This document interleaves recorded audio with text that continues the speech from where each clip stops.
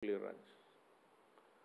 So nung sige siya nagsalita, sabi ko, I will just forgo with the appointment of appointing her as a cabinet member. You know what? She's with the opposition. And she would be attending cabinet meetings.